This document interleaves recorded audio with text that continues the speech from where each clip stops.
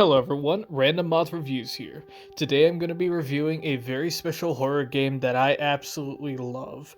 This video game is called Alien Isolation. Alien Isolation is a very wonderful survival horror game that I feel like everyone should give it a try at least once if they love the Alien franchise. Now, if you don't know what the Alien franchise is, it revolves around this type of monster called the Xenomorph, or also referred to as the more simple name, Alien. Now, with this video, I am going to be talking about a few different elements here. I'm going to be talking about the gameplay, the lore, and my own personal experience with the game because I was going to be playing it on Nightmare difficulty. So yes, it is very, very, very difficult. So difficult that the Nightmare difficulty is actually the easiest campaign mode for PC players. However, the Nightmare difficulty is the exact equivalent of the original mode for Xbox players or anyone else who's on console. So PC people actually have it a lot more rough than the Xbox or PlayStation people do. So that is definitely interesting, at least to me. To start things off, I'm going to be talking a little bit about the lore. I know I'm not going to go ahead and spoil the entire story for you guys because I feel like you guys have to play this game to really get a grasp of what's going on.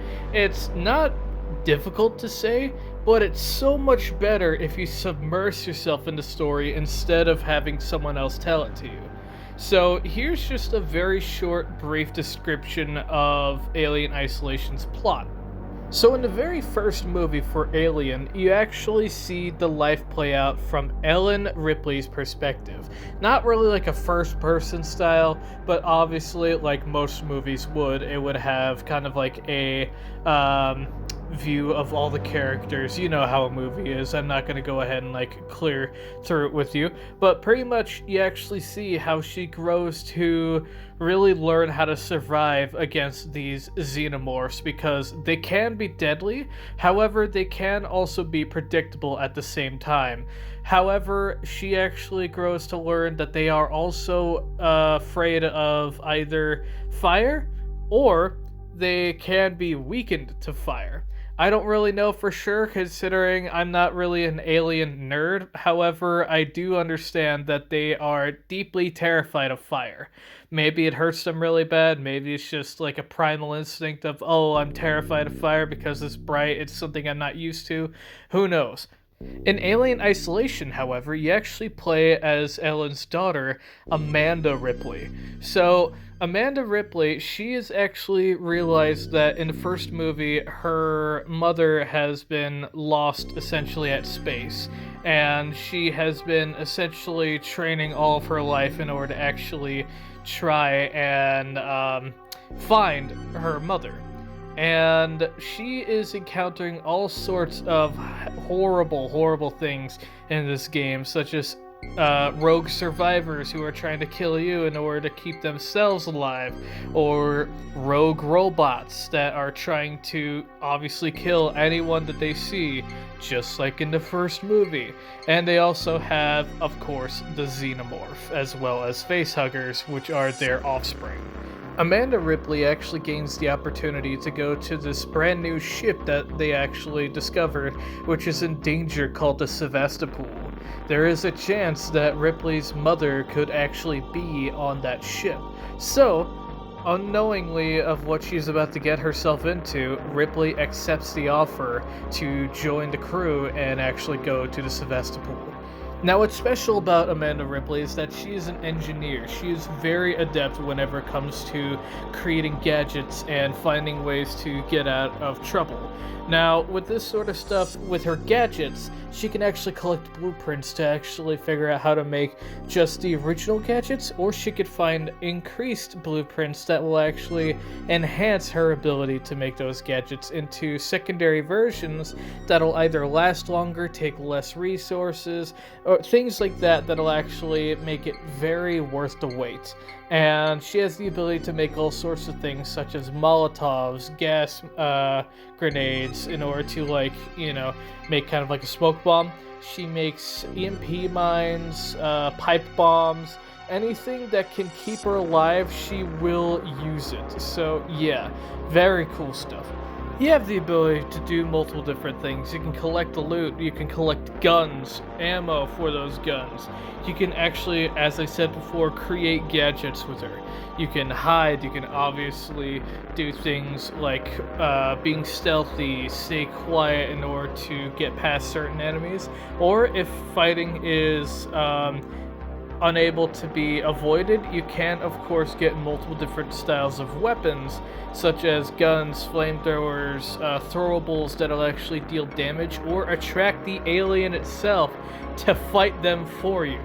Now, be careful whenever you do this sort of thing, because if you throw the item way too close to you, like for example, let's say you got a noisemaker, okay?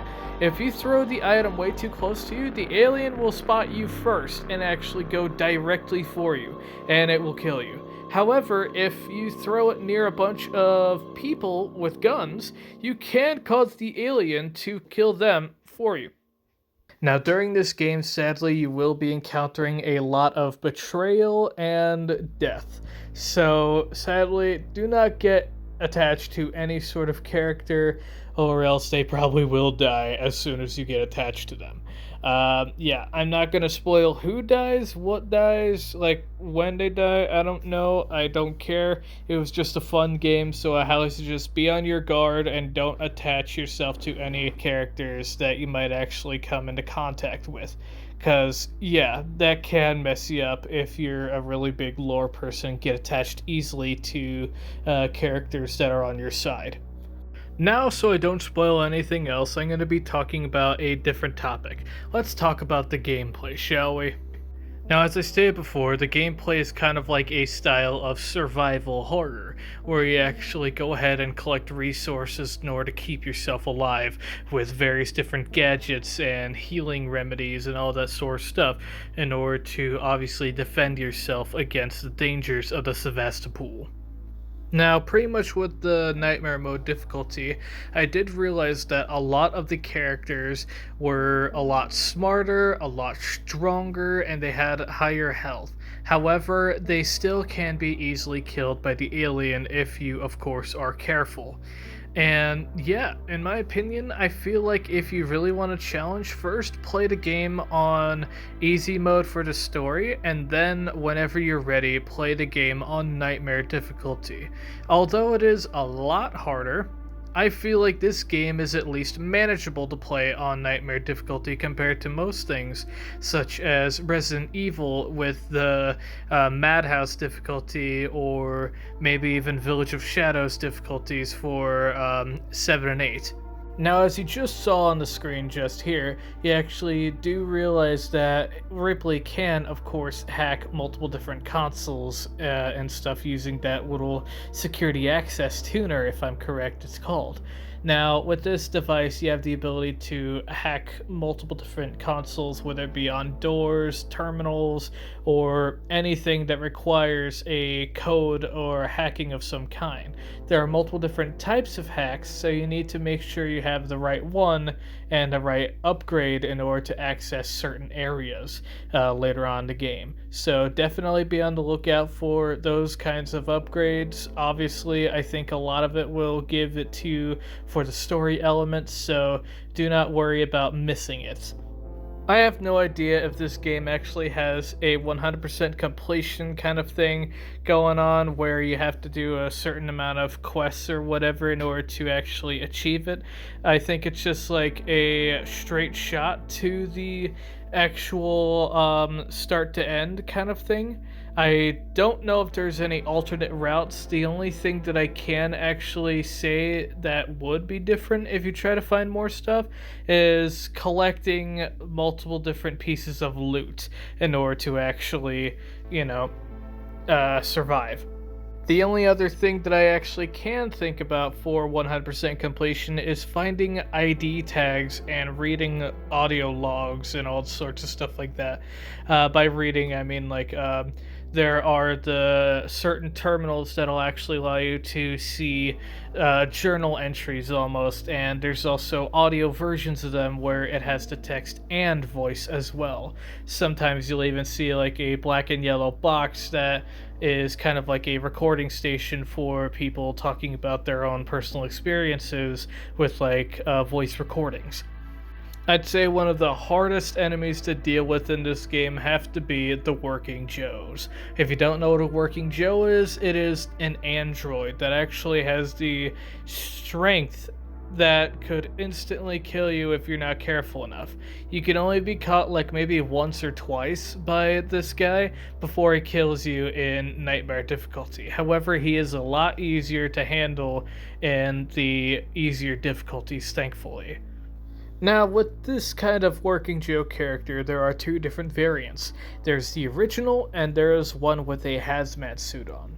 The original has moderate speed and decent damage, especially in the nightmare difficulty. However, it shouldn't be too hard to actually run away from them. Just don't get ganged up on by them, or else they will screw up your stuff. So, yeah, be careful with that guy. And finally, you have the hazmat suit Working Joe. So, that guy, good lord, he has the strength that could hit you like a semi truck. However, he is very slow, so you should be able to escape him relatively easily. So, yeah, don't worry about him too much. So I believe that right now is a wonderful opportunity to go ahead and try telling you about the different kinds of characters you can encounter on the Sevastopol. So there are three different kinds of characters typically. There are the Xenomorphs, there are the Working Joes, and then there are humans or survivors, whatever you want to call them, it's there. Survivors come in a variety of different things, whether it be kind of like a basic survivor with no weapons whatsoever, or you have survivors with pistols, or you have survivors with armor and shotguns. Regardless of what you're going against, you always have the opportunity to call the alien upon them to kill them instead of you having to fight them. However, you do risk the alien staying around to try and find you right after. So if you have the ability to, try hiding away from view, that way the alien doesn't try to kill you right after it kills them. The Working Joes also have the ability to go ahead and try and kill the humans themselves. It is a bit of a slower process, however, it is still possible considering the Working Joes are rogue robots that are, of course, hunting down humans for sport practically because of a flaw in their code. However, the Working Joes cannot kill the alien or xenomorph, whatever you want to call it. They actually try and talk with the xenomorph and try to figure out exactly what it is, like what kind of life form it is. They are absolutely confused about that thing. So, yeah, I haven't the slightest clue as to what exactly they could be doing for the xenomorph itself, other than just to inspect it, I guess you could say. The xenomorph also cannot and chooses not to kill the Working Joes. The xenomorph is a lot smarter than that, realizing that it is a mechanical kind of life form instead of a biological life form, kind of like humans. The xenomorph has the ability to detect heartbeats and thermal kind of signatures using its special vision. It is blind, however, it has the ability to use kind of like an echolocation thing because of all of its screeching and stuff like that. So, yeah, very interesting stuff. Figured I would go ahead and clarify that. That way, you guys don't try to get a Working Joe to fight a xenomorph or a xenomorph to kill a Working Joe. Be careful with that, because I've done some experimentation and it did not go well. Okay, so I am going to go ahead and let you guys go. Please be sure to leave a like, comment, subscribe, all that sort of stuff. And yeah, I am very happy with how this game actually turned out. I decided I wasn't going to add any audio from the game because I feel like it would probably spoil some stuff unless you're paying attention to the subtitles on the game itself. Oh well, whatever. But pretty much, as I said before, please be sure to leave a like, comment, subscribe, all that sort of stuff. Share with your friends, and be sure to tune in for my next video. I am actually going to be recording a game called Wick. Wick is going to be kind of like another survival kind of like horror game that is actually inspired by Slender. I will be talking about the plot as well as the gameplay itself in there. However, it is going to be a quick burn type of game, kind of like how I talked about Brightburn on this channel before, where I did a very quick, kind of like minute-long description for the movie. I'm going to be doing a minute-long description for the game. So yeah, hopefully you guys enjoy that sort of gameplay, and yeah, I really want to go ahead and make sure that I can get some good content for you guys. Before I go, here's a funny little meme I decided I was going to go ahead and create with a little bit of a, I guess you could say kind of like a couple second clip for this Alien Isolation game. I thought it was very funny, so feel free to watch it.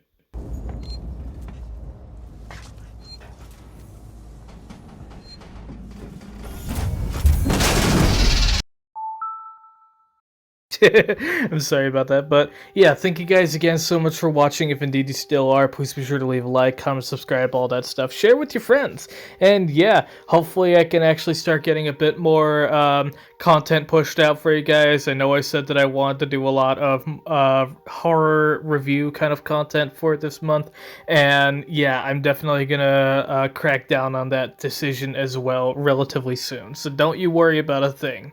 Halloween will be wonderful on this channel. And yeah, I'll definitely see you guys on the next one. Bye-bye.